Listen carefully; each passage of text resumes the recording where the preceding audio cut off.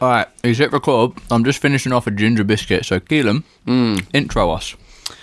Welcome back. Oh, wait, was I not here last episode? No, you were replaced by Anam. Yeah, I know. Alright, wait. Fuck you. That was a very dry biscuit. Yeah, have you listened to that one yet? No, I haven't listened to that, but I hope you guys enjoyed it. I don't know what it sounded like. We said horrible things. About me? Yeah. Or about... See, now it looks like you're peaking loads. We're still complete novices at this, by the way. It doesn't matter. But yeah, welcome back. I hope you missed me. If not, then maybe I should be replaced by Anand. I think people missed you. I mean, Anand did provide some decent value. It was a good conversation. Oh, I've just fucked it even more. I'm just trying to turn down Kelan a little bit because he's spiking like a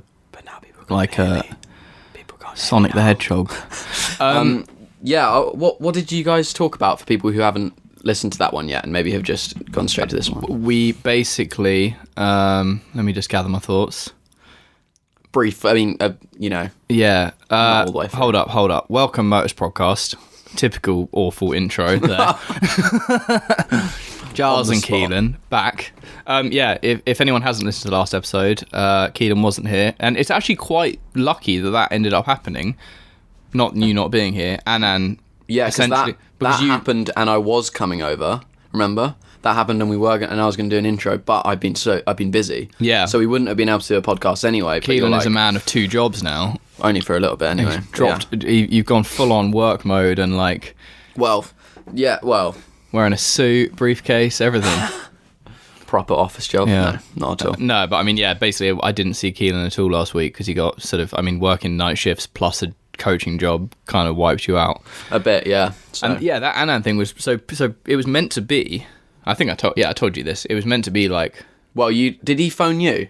He messaged me like prior to even him listening to the podcast. He had just got wind that like people were chatting about his decision making, and then was like, oh, I should I think he reached out and was like, oh, we could have a conversation. And I thought.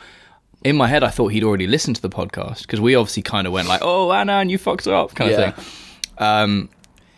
And I swear you had a phone call with him and he just thought that was going to be the podcast or something, right? Yeah, like instantly was just like... No, so he listened to the podcast. So he'd obviously just thought it was a good place to have a conversation. Yeah. And yeah, then he listened to the podcast and then he was like, oh, let's speak on whatever day it was, and we arranged a time. And then like just before he was like, oh, I assume you want me to record this? And I was like sitting downstairs on the sofa ready to... I was literally sitting there and I was like, oh yeah, I should probably... Ran upstairs and like set all the mics up. And him thinking that you were actually prepared with the... Yeah. And I thought it was maybe going to be like a 5-10 minute little feature, and then we could be doing this right now. And then I was like, hey guys, I had a chat with Anand, and we'll slide it into the edit here. But it turned into something. It was like 45 minutes of banging talk. Yeah, that's cool. To be honest, I actually should listen to it because I want to know what Anand said. Yeah, no, listen. Because I love Anand, so I'm sure he has his reasons. Immediately cleared up like all thoughts that I had about the creativity thing. It's really interesting. You've spoken to me about the creativity thing anyway, what you said, and yeah, I understand it now. But cool. So yeah, if you haven't listened to that, like I haven't, for some clear up on judging decisions. Yeah, exactly. Go and give that a listen. I did say something at the end that somebody took very badly, and then I had to then have a conversation with them on Instagram and clear it up, because I think I said like, it was in relation to people getting annoyed because some people said Didi didn't even deserve to go through to the finals, which initially was, I did kind of think that when the first run happened. I was like, oh, he's not. Then you look at the judging, you look at the heat, etc. Makes total sense. Yeah. And I said very sarcastically in my little roundup, I was like, oh, if you think that Didi didn't deserve to go through to the finals, you're probably shit at parkour or something like that. That's something you kind of... Some guy was pissed. Really? He was like, man, you're in a good position in the community. Like, I can't believe you're saying such ignorant sort of stuff just because people train a different style of movement to you. And I was like, oh, fuck. And we had a good chat, and it's fine now. But that's something you say without thinking. That's not you. That's not you trying to offend anyone. Such a sarcastic voice as well. But it does bring me to the thought of I was with Kai the other day flying his fucking mortgage. I thought you were going to say flying his drone. I mean, it is a drone, but it's probably the cost of a mortgage. It's insane. Oh, now I get the joke. Yeah, I was like, what? Flying his mortgage? It's the biggest, most terrifying. Like it's half the size of a car. I swear that doesn't come with the camera. You put your camera on it, right? He's put a 6K Blackmagic brand new camera on with a 1635. Like, so not only that, now his camera's flying. Yeah. It's fucking crazy. Yeah. And he sort of called me out because he was like, Giles, you need to be careful because sometimes you say stuff and you say it as if it's fact and people might take it as fact and stuff like this. And it's like, well, Kai, you don't believe in birthdays, so... no, he does believe in birthdays. He doesn't like birthdays. Yeah. We need an intro that's like, welcome to the Motus Prodcast. Everything said is our own opinion and doesn't reflect anything else. We could be wrong. Yeah. We were trying to sort out an intro a while ago, I swear, and a jingle, and then it never happened because I don't think any of them... We prefer to do 5 minutes of just shit chat first. Yeah, and none of them really stuck. We're never kind of like, that's ours. So. Yeah. We need one that feels like ours. But no, everything is just our own opinions, so... Don't take everything with a fucking hefty... Yeah. And if you get offended easily anyway, you're probably a prick, so... Oh, wait, there you go. No, I was only joking. See, and that's not even an opinion, that's a joke. Fill up a dumper truck full of salt and pour it on yourself when you listen to this podcast. Oh, shit, okay. So, yeah, we kind of deviated slightly there. Yeah. Sorry, that was the... regarding your jobs, how have you found it? Kelan is now working, as I said. Well, I'm working Sunday nights and Monday nights at Sainsbury's. The old shelf stacker. Yeah, so what do you do? I literally... The orders come in, because obviously the shop has to be filled. Like on a lorry? Yeah, so they come in, I grab stuff off the lorry, and it's not even mine. I just grab it off, put it into some aisles. It's not yours, it's the shop's. No, but like, it's not... Okay, let me go back. I have my own aisle, sweets and biscuits or... Oh, really? Yeah, that's where I am. Wait, do you get to steal a little bit? Like... Yeah, no. But you get so many new ideas of what you want to eat. Anyway, so I have that aisle, but then I have to go and get deliveries. There's like 3 in the night. 3 different deliveries come in during the night. Yeah. But none of them are for me. I just have to bring them over to people's aisles and put them there. Yeah. They do as well. Do you have to like put on a big high-vis jacket and get on the lorry? No, I don't actually. They just come. Someone already does that, so they get put into like a warehouse. But okay. The worst thing is just everything is boxed. Like everything. I need to take a picture of my aisle. That's probably not allowed, is it? It's probably like... I don't care. I'll take a picture unless someone's now who works for Sainsbury's listening to this. It's just fucking complete chaos. I'm not even... Just loads of boxes. So much. Like, and I've only worked 3 nights. Is it wrapped in plastic? It's not wrapped in... It's all cardboard. Good. Yeah, it's good. And they have got their own baler, if you know what a baler is. It, like, squashes cardboard. Oh, yeah. Disposing of bodies. Yeah, exactly. I did get told not to jump in it. Yeah, I'm not surprised, given that it would kill you. Yes, but they said that night shifts, Obviously, you're going to... Yeah, no, so I get fucking loads of boxes. Like, so many just to pack up. I get 2 hours to do. And basically do that 2 nights a week, and then I coach 3 days a week. Nice. Yeah. Earning that paper. So yeah, that's why I wasn't on the podcast. But we're going to try and get it consistent. And then you're not planning on staying at the coaching job for I'll be stopping coaching. Yeah. Nothing against people. The life of a supposedly professional parkour athlete, ladies and gentlemen. A tip, get a job that probably is really shit for a short period of your week, and then the rest of your week's free to do well. Suffer for a small period of time to make the rest of the time better. But then you get the contrast. Like when I was at school, the weekend seemed fucking magical because you're at school, and then the contrast. I think that unfortunately is life in the sense that it's very rare that you can have magic all the time.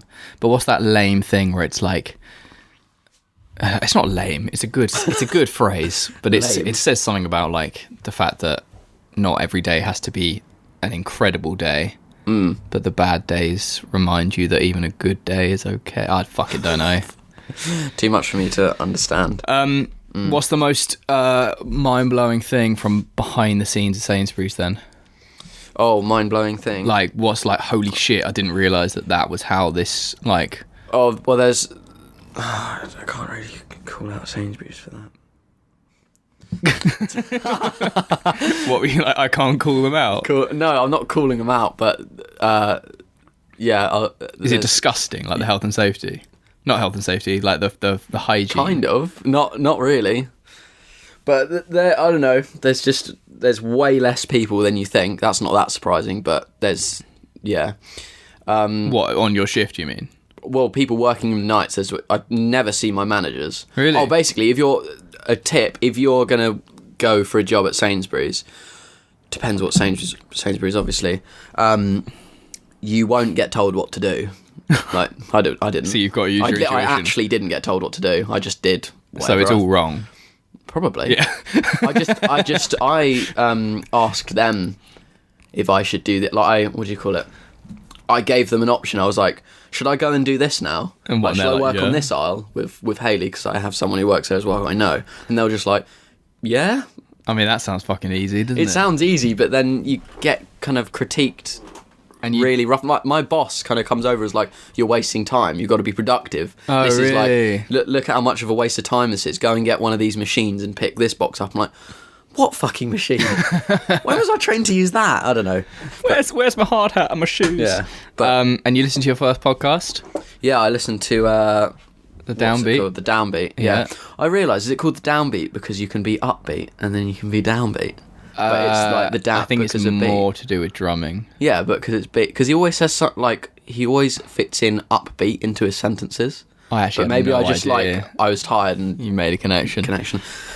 Yeah. So Kelan I've is never the- listened he's to the- any podcast, yeah. even our one. I have never, ever listened. The host of an award-winning global podcast hasn't listened to But a I podcast. realised how music can get quite annoying after like 8 hours of listening. It was not 8 It's hours. like sometimes your head just is too, like, there's too much. It's like a wall of just like, It's yeah. listening to someone talk, and it was actually quite funny.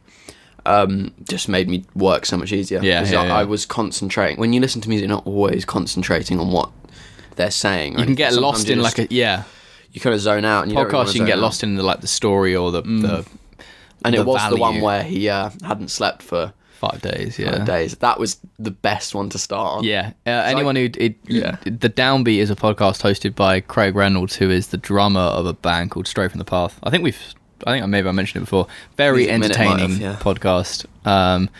Bit of drum talk, but also lots of like fucking crazy stories about being a musician and stuff like that. So And just him and his Go mental check it health out. anyway. Which Yeah, is like, yeah. It's interesting yeah, to listen about the fucking noise in his face. noise in his face. Anyway, we'll leave that for you to explore. Yeah. Yeah, so holy shit, we have just had the most successful launch of an item. I mean, we've sold more and made more revenue, turnover, profit, whatever you want to call it. I say whatever you want to call it, they're all fucking different things, but essentially we've made more sales and sold more of a single item more than any other collection we've ever released before. And it's a pre-release, is that the right word? Yeah, pre-order, Pre-order, same which thing. is even, I think that's even cooler. Yeah, It means that people really trust. Yeah, which is Us. fucking terrifying. Because what if they all turn up and they're shit? I mean, the samples are banging, The samples are really good. and I've very had excited to absolute. train in them. I've had assurance. I mean, even there's a guy called Abhishek. Oh, Sorry, bloody- that was 3 different... That's Kent. give me a sec. That's the Kent Parkour chat popping off. The you. most lively group chat in the world. Well, actually, is kind of lively. Yeah, Kent Parkour's doing pretty well right now. Our community's banging, guys. Not anyway. We got a man in the factory. He's been in the factory for 18 days now. 18 Keeping an days? eye on things because of the delays. They send someone to the factory in India to go To and just watch over, just Yeah. in case they're just being slow. exactly. Give them a little slap. So we've had assurance that the quality is going to be there, and yeah, they're fucking moving like hotcakes. I put a huge amount on the pre-order, like not all of them because I don't want to sell out everything on the pre-order, and then when they actually come in, there's no more opportunity to buy them. Yeah, We've almost sold all of our larges in the blacks on the pre-order. that's really cool. Like they might go by the end of today, which is fucking crazy. So basically, order them fast if you want to save. Is it £5? Yeah, it's Say something like £5 sort of discount for the getting in early, and Yeah. for the sake of needing to wait a few weeks. They're looking like they're going to be with us very early November. The more I know, the more I will tell. But And for people who keep asking me what colour they think they should have, just buy both, you know? or 'Cause buy the people- grey ones and then put them in the wash with like some fucking hectic. I don't think they'd actually. When you get bored. I don't when you think get bored they'd of the grey. stain. I haven't tried washing them with like some crazy neon shit, but I'm sure they'd be fine. Do you know your favourite one? Grey or black? Well, I've feel- only got black in my size because the grey are too big for me that we've got here, so I haven't worn the grey. So I wear the find black it difficult because we haven't. I mean, we've had samples and things, but because it's not like loads for us to. Also, I'm we have to quite share like. between each other. You wear a lot of black anyway, And also, everyone my knows kind of with me, I'm like, oh well, if I'm wearing grey, what shoes am I going to wear them with? Like black shoes, white shoes, I don't know. coloured shoes, You're gonna have to just see. and then what t-shirt? Can't wear a grey t-shirt with grey trousers because you look like grey man. Anxiety within clothing. I know, it stresses me out. But what do I wear? But yeah, so thank you to everyone who's picked them up because it's actually fucking. It feels like we've just sold trousers to half the community. Maybe. I mean, hopefully not, because the community wouldn't be that big. But no, I'm kind of overwhelmed, to be honest. I'm so amazed. I'm so happy. I'm hoping that people are the same for when we actually release Soul Destroy. Which is the other thing I was going to talk about. Yeah. That I'm shitting myself about. Because every day now I'm seeing comments and I get tagged in memes and shit, and they're like, my face when I'm waiting for Soul Destroy, and I'm like, are you waiting for the video or the collection? Either way, it scares me. Well, the clothing I'm more confident in because I know what products we have, and I know that also we're bulking out the collection with more products, and we just nail that design working with this designer. Yeah, for me also because I don't have any. Well, that sounds bad. I was going to say any responsibility within the clothing side of it. But like but I know that I can just see the clothes. I'm like, that's sorted. That's that. Yeah. But with the video, the video is like, well, we shot it in May. We shot it in May. We thought that would be enough. Since. Yeah, but we thought that would be enough, and then it wasn't. So we're now thinking we want to do some big long form piece, and we haven't shot anything else, by the way. No. We shot a couple of extra clips the other day. But English weather. Woo. It's made me nervous. I've been thinking maybe we need to escape the country. Well, Soul Destroy, when was Soul Destroy ever tied to England anyway? And never, when was it apart ever from the fact tied that to it's London? currently only shot in unknown London locations. Yeah. But we could just fuck off to Europe for a few weeks and go film some cool shit. Mm-hmm. Either way, I just don't want people I do want people expecting so much from this video. I want it to be a 35 to 45 minute banger. Same. And I know that it is really nowhere near that yet. No. So please calm the expectations for a few months until we start hyping it, because otherwise you're going to make me very scared. Yeah. Because forget about it just for a bit. And then, well, I mean, it's our fault because we've hyped it for like 2 years now. Yeah. Nice. What a dickhead. What a fucking idiot. And like, could just drop some, like Farang tomorrow could just drop like a feature length Roof Culture equivalent with a massive clothing collection, and they've worked on it for 2 years without telling anyone, and it would dominate. We're going to drop Soul Destroy. It's going to be like a fart in the wind. Yeah, but when is a fart in the wind? Is a fart in the wind a band thing? A band thing? A bad thing. Yeah, a bad thing. Or pissing in the wind. Spitting and pissing in the wind is a bad thing. But I feel like fart in the wind, in some ways, I'd be upset because you wouldn't be able to smell it. It would just disappear. Yeah, but is that even a saying, or have I just made that up? Because spitting in the wind, you could say that that's a good thing because you could be spitting in the wind, blow it further away. Do you know what I mean? Like, if you fart in the wind, then you'd fart and it would come back and hit you in the back. Yeah, but it's not going to do that, though, is it? No, but that's not going to be that bad either because your nose is on the other side. Is it even a saying, or a fart? No, I don't think it is. Fart in the wind. Like a fart in the wind. I swear that is something. Like, it's just gone. It's just like, poof. Oh, actually, yeah, I think you're right. I think because I'm Googling it. It's different to spitting in the wind. Spitting and pissing in the wind is like it's going to come back and hurt you. But fart in the wind, because fart sounds more kind of like flotacious, doesn't it? It's going to float away. It makes me think of the Architect song Gone with the Wind. But that's fart in the wind. A song with much meaning, where it's fart in the wind. Something utterly insignificant. Yeah, so I said it in the right context. Cool. I'm going to use that now. Fart in the wind. Cool. But it won't be a fart in the wind. But I think a fart in the wind is a bad thing. Because, yeah, no, we've just cleared that up. Yeah. Fart in the wind. A fart in a non-windy environment is better because then you can smell it. You can revel in it. I farted on Darwin's head earlier, and Sarah was not happy. I literally squatted and farted on his head. But he threw up on my floor, and I had to scrub it at 6 a.m. So fuck you, Darwin. Payback. Yeah, we chat so much. What the hell? I was going to say that no other team apart from Storrow have done anything close to feature length, have they? Well, you think of Team Gestion, they did something like that ages ago. And they never released it, yeah. No, Team Gestion went to India and shot a huge project with DK. They flew out DK. Ricardo, being the cinematic genius that he is, they were out there for a couple of months, shot loads of shit on big boy cameras. Nothing. That's a fart in the wind. That's gone.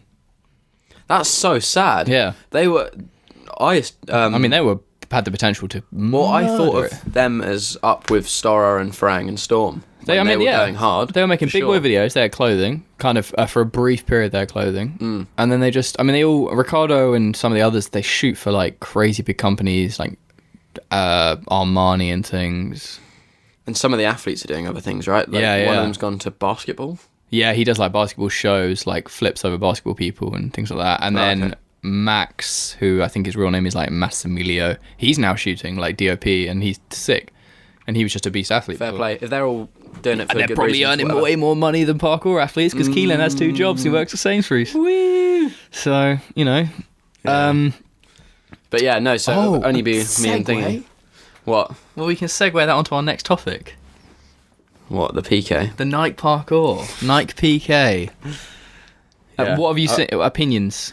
Well, I first saw it on Max's story and it just said, what do people think? And I was like... Oh, yeah, Max Barker, yeah. Yeah, because he shared it. Yeah. So instantly I was like, I don't know what I think. Because sometimes you didn't know if it was real or not? No, I went on on his profile, but I hadn't heard anyone. Usually, when you see something like that, you've already heard either a negative thing or a positive thing. I hadn't heard you had anything. to create your own opinion. Yeah, I don't usually do that. That's quite a hard thing. A rarity in the internet days. Yeah. So like, I was looking at it, and then because you can't really see much at first, I didn't think anything of it basically because it was just like, oh, NikePK. Someone's obviously just like created an account. Yeah.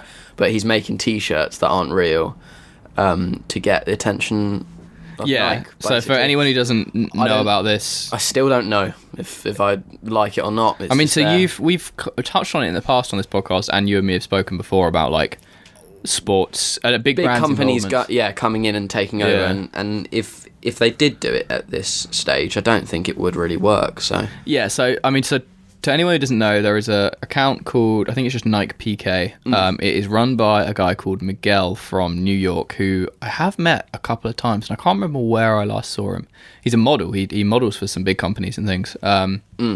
And he has started this thing, and he's basically making bootleg Nike products that say NikePK on them, kind of the standard classic logo with the swoosh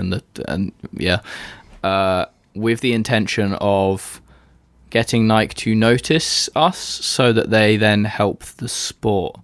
And it's funny because he posted a few things and then posted like that video, and he was like, people don't get why we're doing this. And it was like, click on the bio, read the click on the Instagram page and read the bio. I get it. Yeah, it's very easy to understand what he's doing. It was like you in one sentence he summed it up. Yeah. I just didn't like how serious the video was and stuff. I mean, it's trying to be serious. It's trying to be edgy. It is. Yeah, it is. Okay, yeah, he is doing something pretty good. Like, it depends if he's doing it for him or doing it for the community. I mean, but I think whatever. Both, because he's not going to do it. I mean, the outcome would either be really good or really bad, because Nike could throw in lots of money for a lot of competitions and things and jams. Do you know what I mean? Like their events, they could host, because all they got to do is put their logo everywhere, and they're not going to send in Nike specific people to judge competitions. So my standpoint on it is, and this is almost 100% fact, is Nike are already aware of parkour, because everyone's aware of parkour. Yeah, of course. Adidas made a parkour specific shoe in 2006 called, if you go on Google and type in... You actually told me this. Yeah, look, it's right there. Go on Google, type in the Adidas Tracer, and it is a big white shoe with big black like climbing shoe grip around the edge, and they made a limited run basically for Urban Free Flow members and a few other people. And like, I mean, this was over a decade ago, and Adidas were already prototyping something. This was kind of in that, it wouldn't have been 2006, maybe like 2008. Do you know if it was good or not? I mean, it was clumpy as fuck. It was huge. It just looks really heavy. It was massive. It was like the size of those. You see those big boys. Oh, really? I mean, maybe not quite as exaggerated, but big. Yeah, especially compared to what everyone's wearing nowadays. Nike will be watching parkour very closely because it is a growing sport, and Adidas were obviously trialing it back then because that was in parkour's like first little pop when it did like the Barclaycard world. I guess if companies like Barclaycard already got in, they're all watching it. It's just whether or not it's valuable to them yet. I I mean, I got different standpoints on it because I did some research into how Nike have approached other sports, specifically skateboarding. Yeah. Because when Nike went into skateboarding, there was a huge uproar. They actually tried one time, and then nothing really happened. And then they came back to it a few years later. And they actually did it quite... I thought they would come in and just dominate and, like, fucking wipe the floor and knock everyone out. They actually did... Well, I don't know. Okay, yeah, Karen. I don't think it would affect us so much because we don't make shoes.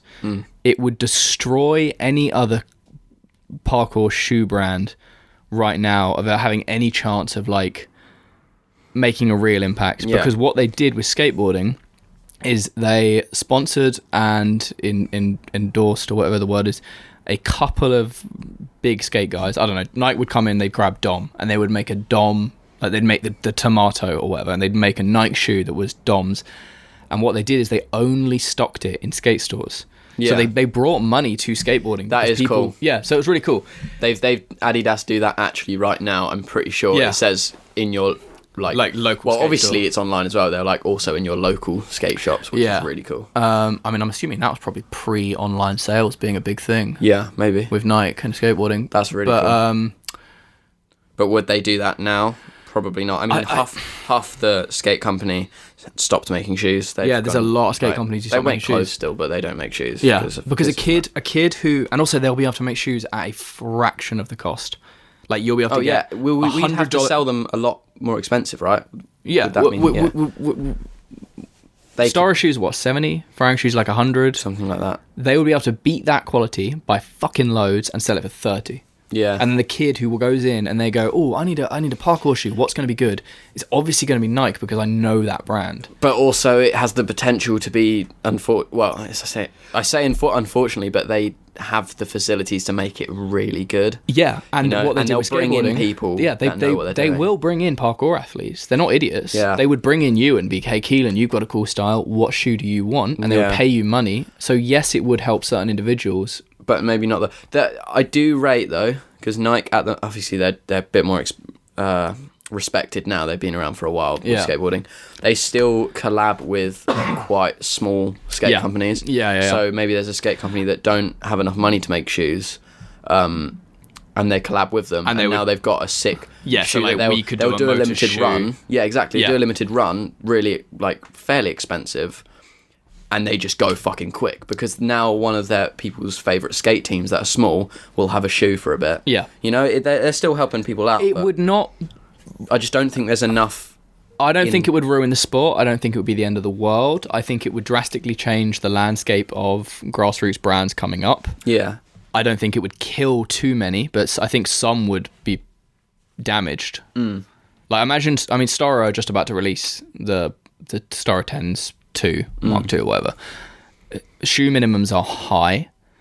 Like you have to buy thousands, so they'll be putting out a lot of money for that. If Nike suddenly announced tomorrow some like amazing parkour shoe that was 30 quid and Stories are going to be what 60, 70, 80. Yeah. Even their 4 or 5 million subscribers, a lot of those kids are going to be young. They won't necessarily have a lot of money. As much as they would like to maybe support Stara, if they want to get a shoe that's going to get them into parkour, they're going to buy that one. Of course they are. So it's like it would change the landscape. I have no problem with Nike getting involved, but I don't think they should be involved yet. I don't think as well, even though parkour's grown a lot since it's first started, I actually think it's got so much more growing to do.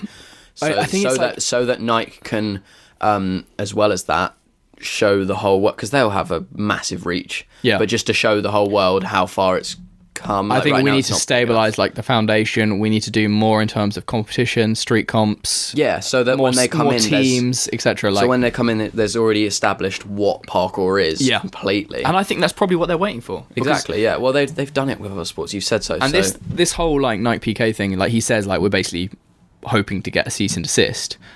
They'll do that if they feel like he's threatening financial gain. Like if he starts making decent money, they'll just be like, yeah, squash that. But I don't think they're going to go, oh shit, this guy made $3,000 on bootleg t-shirts. That could be our money.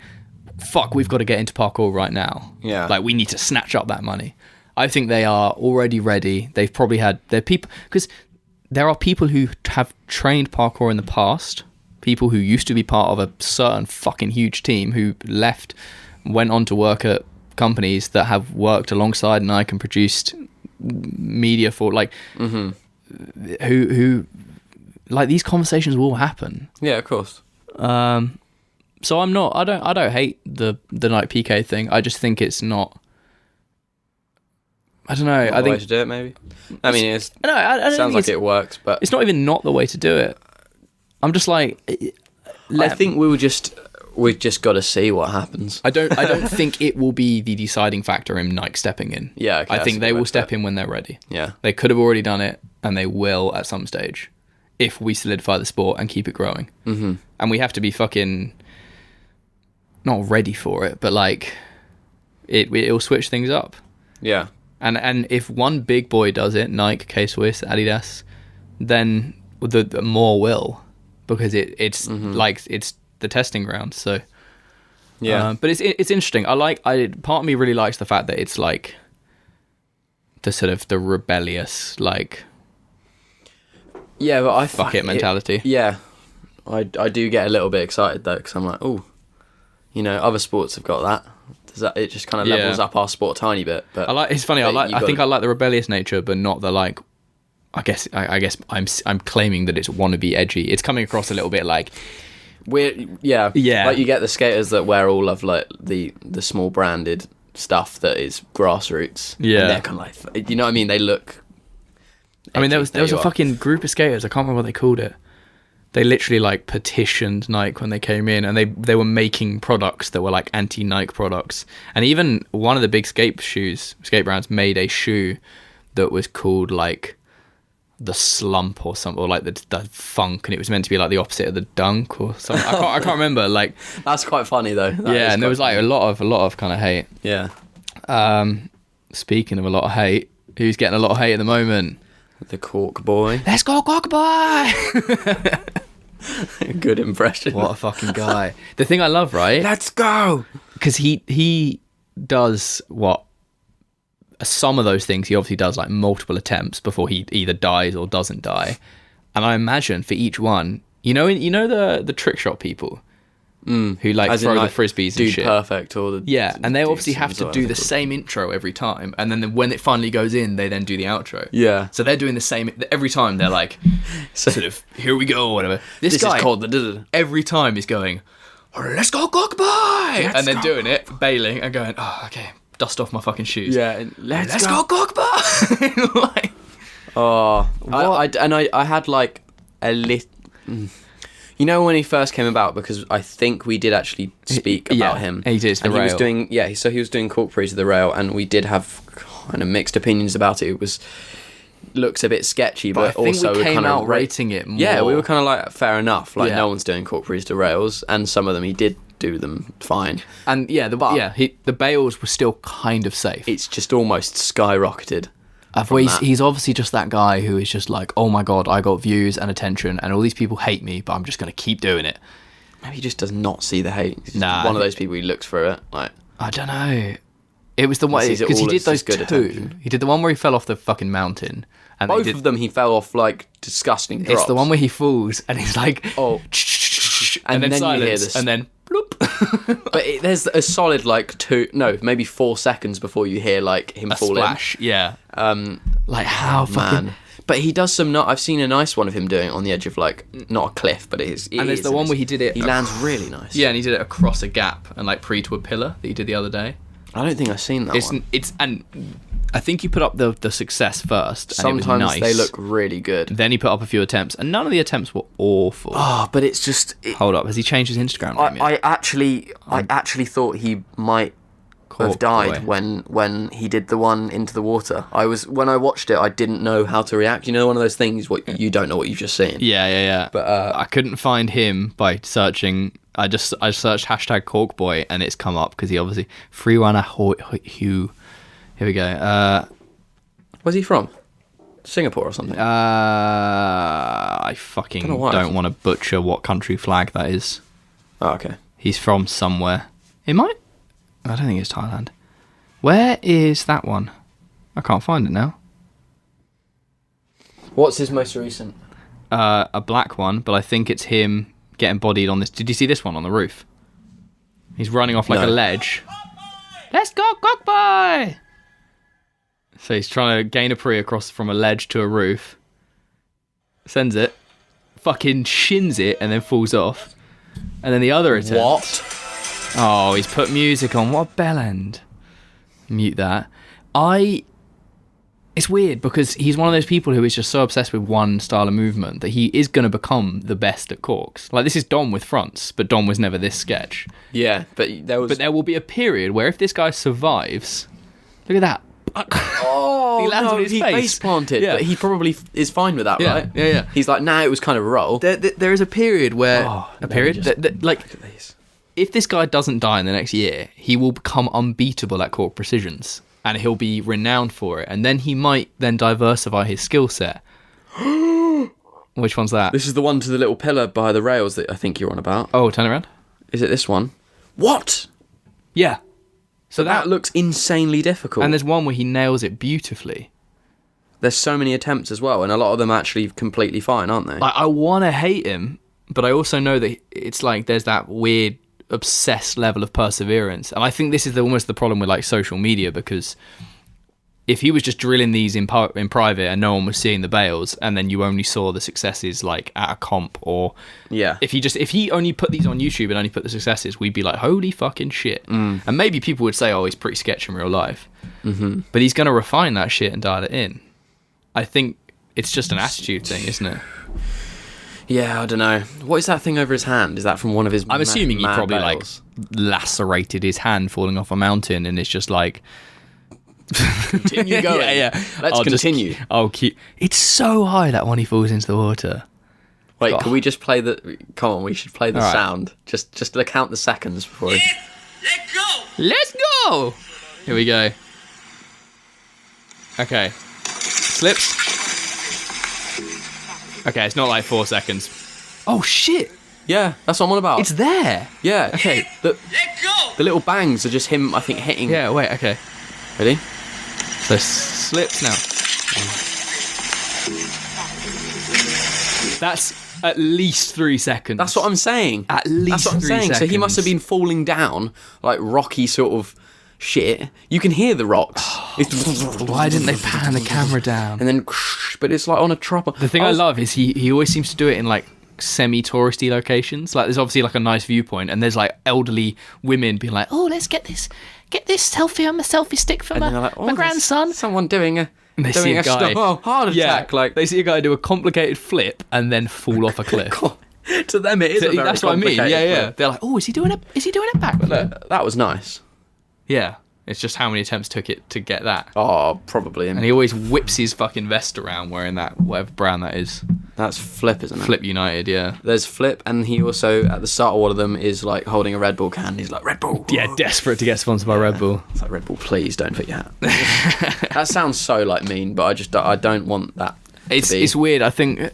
Is it bad that I still want to see more of him though? What? Do you know what I mean? I don't want to see him hurt himself badly. No one wants to see him. I mean, I don't mind if he's falling into water and he doesn't get hurt. Yeah, but I want to see more of these insane things because they're just hilariously good. It's weird. I don't rate it. That's the annoying thing about the internet nowadays. There's loads of things that sometimes you just watch and you're like, fuck it, this is just funny. Like, but it's like I think like I don't rate. There's an attitude issue that I don't rate. It's I don't something rate about the it. way that he is programmed. just the way he's putting it out, the way he's sort of. It's like I don't like your mindset. No. I think it's because he can't seem to accept when he fucks up that it's like.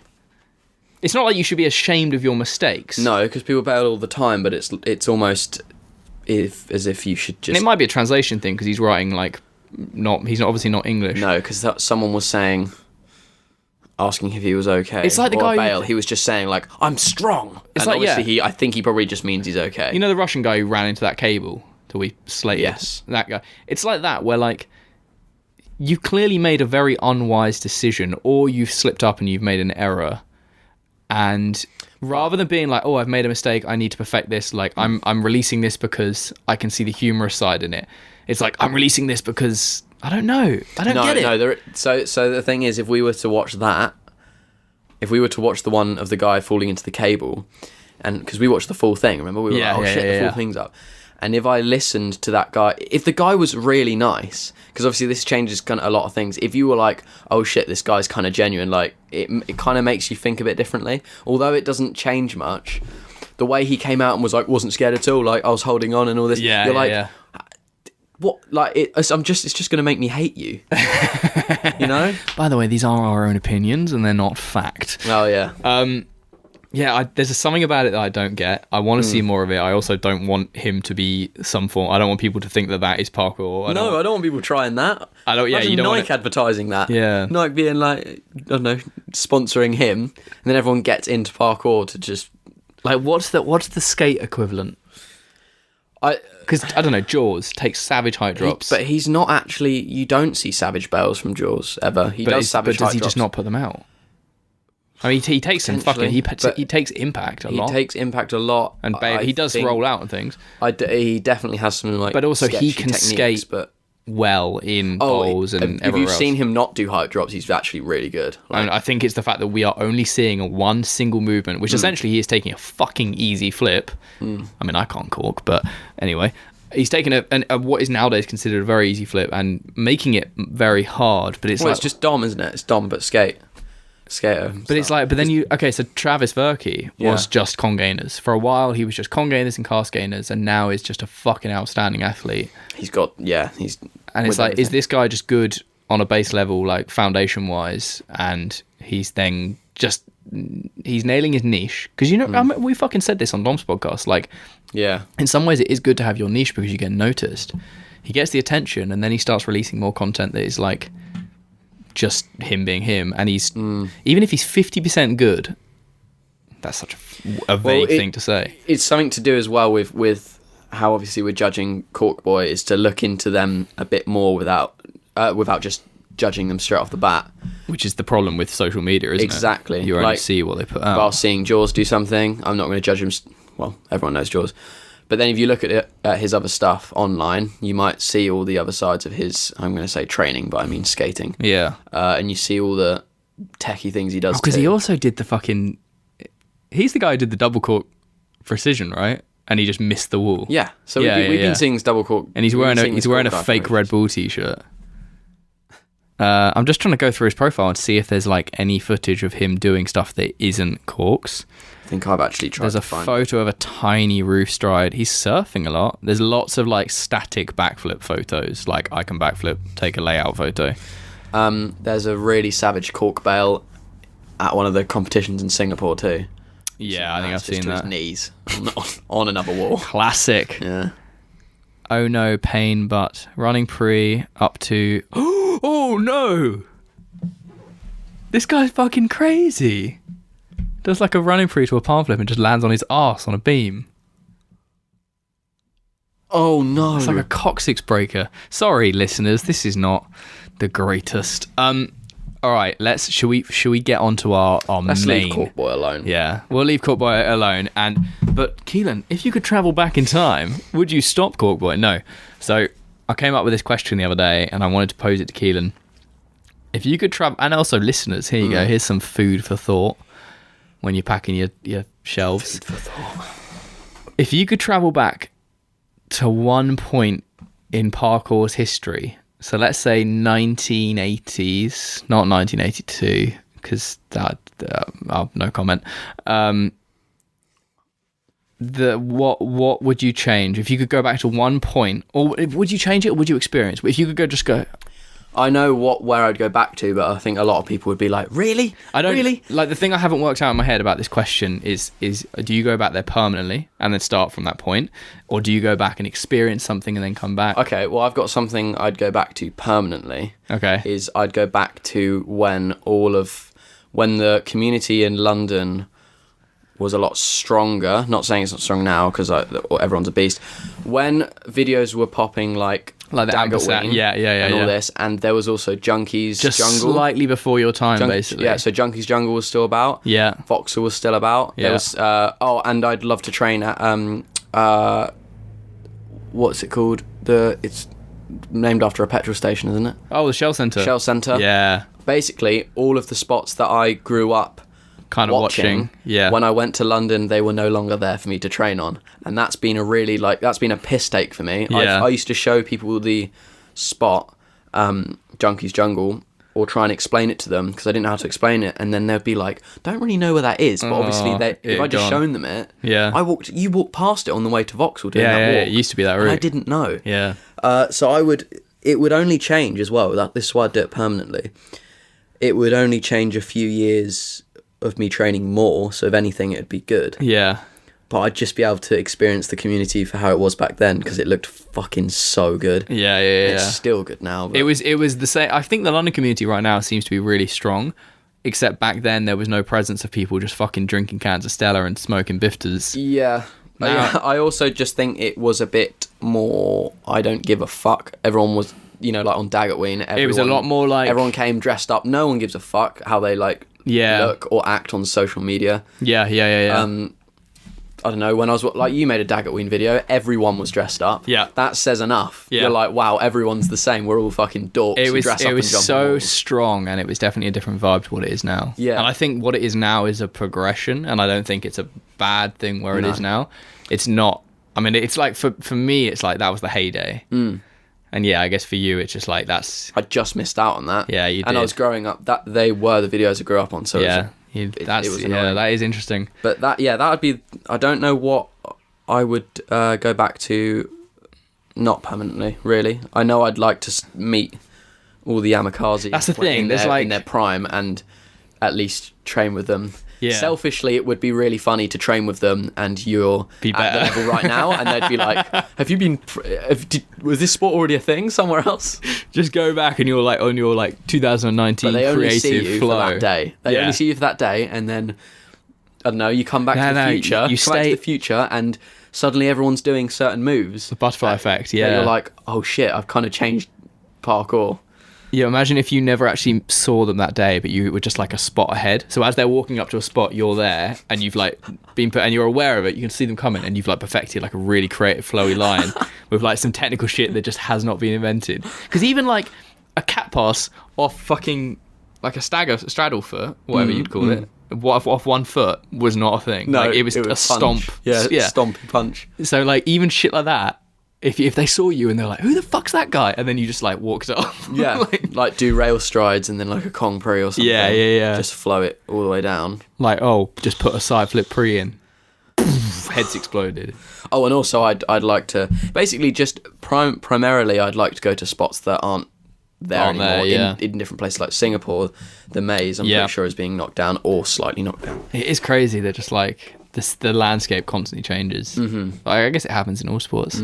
But anyway, what about you? Because you've been about in, well, I don't know what you haven't done. I've seen a bit more. That sounds really weird. But I don't know what you haven't done. So, I have different. Yeah, I have the oh, is that a spider? No, it's a bit of fluff on my finger. Yeah, there's the interest in going back to the origins and seeing it develop, because even when you go to Lease for the first time and you look at some of the jumps, and it's seeing things get broken for the first time would be fucking fascinating to see if it was, because you hear all these stories about the Yamakasi and they're like, I did this 1,000 times. Actually witnessing the moment they did it. Yeah. And you're like... but also seeing the progression, because I don't know, I'm trying to think of an exact thing in Lease. Just think of a Kong pre in Lease, which was done in the past. And you're like, okay, that was done, let's say, 1994. How many years did it take leading up to that of Kong? Because nowadays a newcomer into the sport could learn the technique for a Kong pre and within a year be doing quite big ones. But it's how long did it take before the technique kind of got refined, and then scale got added, and then level Kong pre's, and then somebody was like, oh shit, I bailed in midair and saved it, now I've invented the double Kong. Do you know what I mean? How did the double Kong get invented? Did somebody just fucking fuck up? Yeah, I don't know, because really someone could just go, what happens if I do this? If you had a gym block, I reckon you'd be a bit more confident. But outside, I feel like it must have been done on some form of block. Or the hood of a car, maybe. Yeah, and it's always that kind of double Kong where the first one wasn't a Kong, it was a tap. It was But still, I want to know when it became the actual double Kong, when they're like, okay, we'll try this on 2 walls now. Yeah, and really focusing on technique.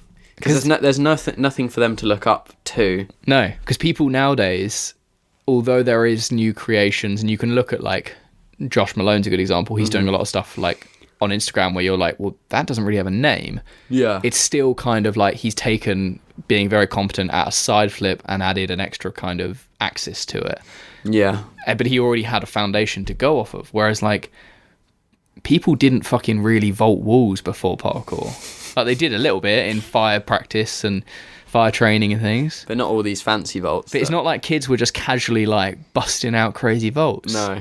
So that would be fucking so interesting to go back to. Yeah. And look. And then there's like this other part of my head that is like I would go back to, because my mum said to me way back when it was, because Urban Free Flow, there was a period where Urban Free Flow for years was the only brand. They were the only company making t-shirts.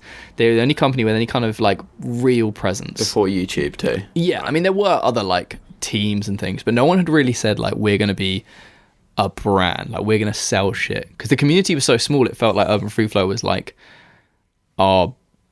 not our dad, because that's fucking weird, and Easy's a scumbag. I know what you mean. It's the home. It felt like everyone base. was a part of it, because everyone was on the forum. There was like the parkour.com forum and all this, but like, yeah. And realistically, if you went back then, and if you had the knowledge of now, Yeah, it's bringing go that back knowledge back, and isn't you would it? establish a team, you'd establish like a vibe, and you would be like, YouTube's coming up, and you'd instantly become a vlogger. Not a vlogger, but like No, you'd 'cause instantly crush the game. With, if you can remember the trends of YouTube, like what was popular, yeah. and then you would just hit each fucking each niche of what, Yeah. and rack up. You'd be PewDiePie, parkour focus, huge brand. I probably think maybe he's done it then. Maybe he went back in time. But I don't know, what does PewDiePie have? I've never watched a PewDiePie video. I've watched some of them. Is he a gamer? He does gaming, and he does. I don't know. He literally just does what. When you think of a YouTuber, I guess his game is his specialty, gaming, and then he does like other bits and bobs. But I feel like I've seen like snippets. I and just find screenshots. I do find it weird how he's the one with the most subscribers. I swear he's always in his chair. Like he's not like a vlogger. He's not like traveling around. No, he doesn't travel around and stuff. I think he has been there since day one, and he's nearly always been very genuine. If you watch one of his videos, it is very kind of like, he's also actually he gets bad press all the time. Yeah. So that might have helped. I swear he's like said sort of racist shit on stream. Yeah, he said loads of shit, but like somehow just like at the same time it gets forgotten.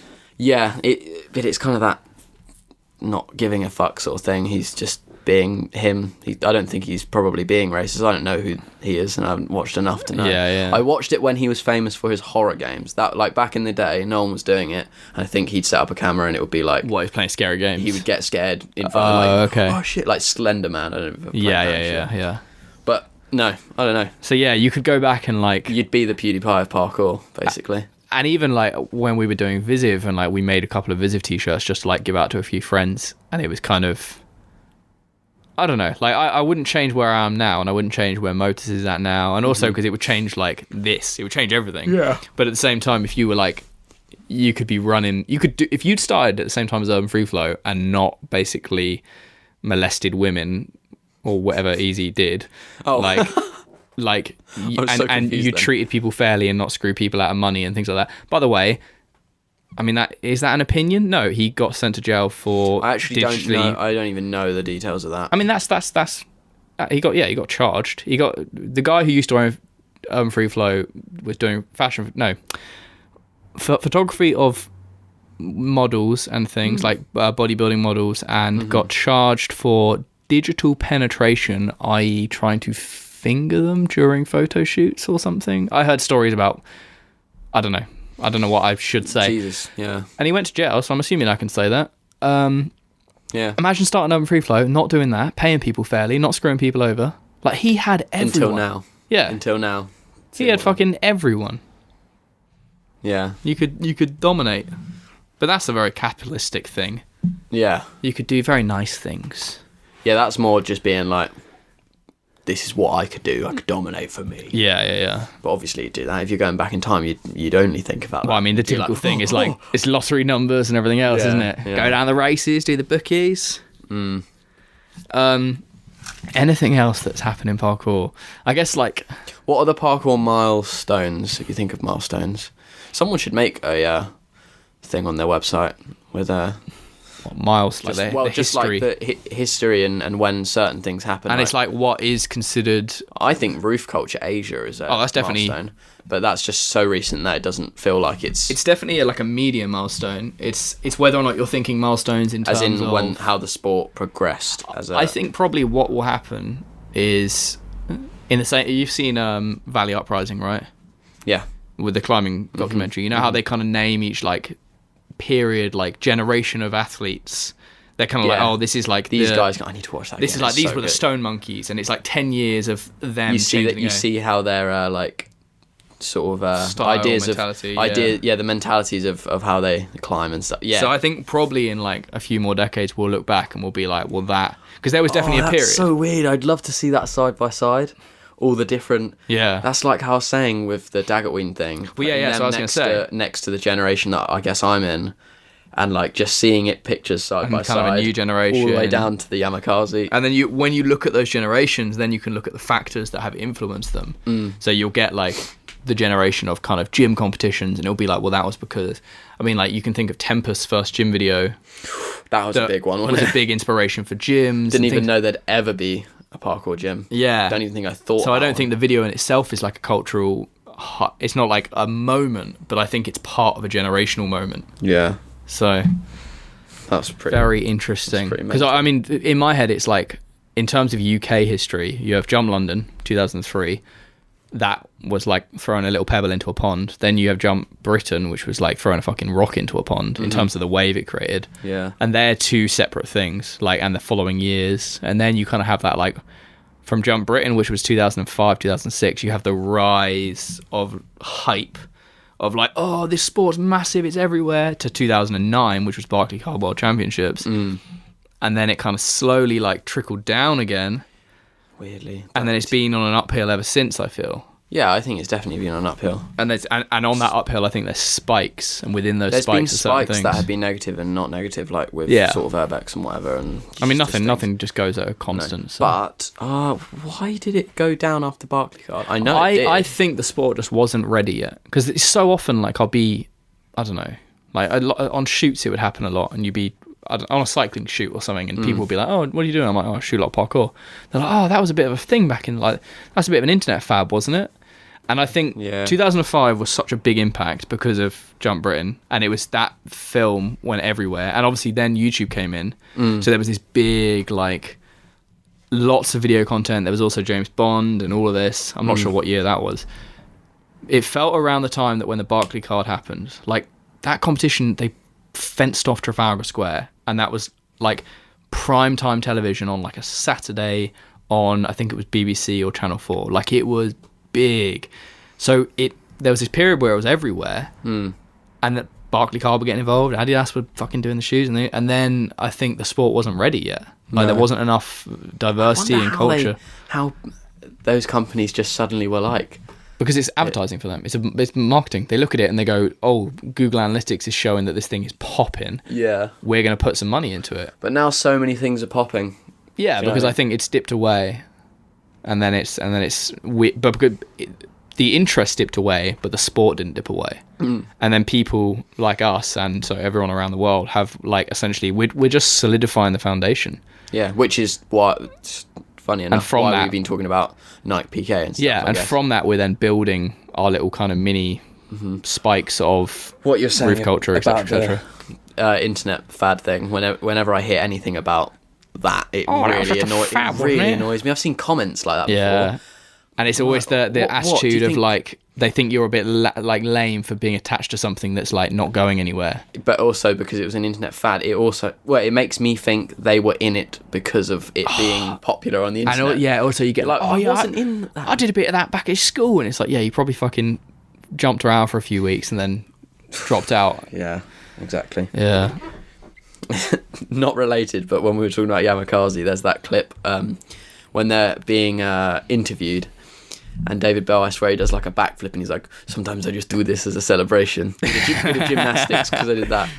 Now look at it. Sometimes I do. And then also there's the whole Just for fun. flipped parkour. Have you ever seen the Yamakasi roof jump where one of them almost dies? No. Yamakasi I need to rewatch roof bail. Jump London, Jump Britain. I've got them both on DVD. There is a... What the fuck? Roof Culture Claremont. Looks like somebody has uploaded their own version of Roof Culture. There's a Yamakasi clip where they're jumping from rooftop to rooftop, and it's like a raised lip, and one of them toesies it on the takeoff, and like I think ribs it on the landing, and it's like a story of drop in between, and it's fucking hectic, and it's from a really old documentary, and everyone's just like a little bit shook up because it's awful. Wow, if you search Yamakasi roof jump, it's a wave of... I mean, there's a lot of Stora roof stuff, and then there's just a wave of, like, utter bullshit. What channel? Did they even have a YouTube channel? Top 5 parkour versus security chases. That stuff is stuck on YouTube forever. And that will get stuck. He was pissed. Well, they'll get stuck for ages because muggles like to watch it, so... Yeah. And I'm sure, like, now and then... Death-defying devil... Death-defying devil... I can't fucking speak. Death-defying daredevil jump. World's first roof back twist jump parkour insane. That is a video title. Jesus Christ. Wicked. You got anything for Music Minute? What you been bumping at the moment? Good point. Not for a minute, but thinking about it. I don't know. You got any recommendations? I have been listening to a lot of not the usual type of music me and you listen to, because my mum's birthday is coming up. I mean, you've been listening... as in lots of... do you know... what, LCD? LCD sound system? That's the one. Yeah. A lot of that. What else? Arctic Monkeys. Lots of like... Shit indie music. I've grown up with, basically, with my parents. And because... Sorry, my Claire. mum's got... No, but some of it I really, really like, and most of it's just like with good memories, you know. I had to message Claire the other day, by the way, Keelan's mum, because he said he was going to come over in the morning, and then didn't appear. No, he didn't wake up until about 3? Yeah.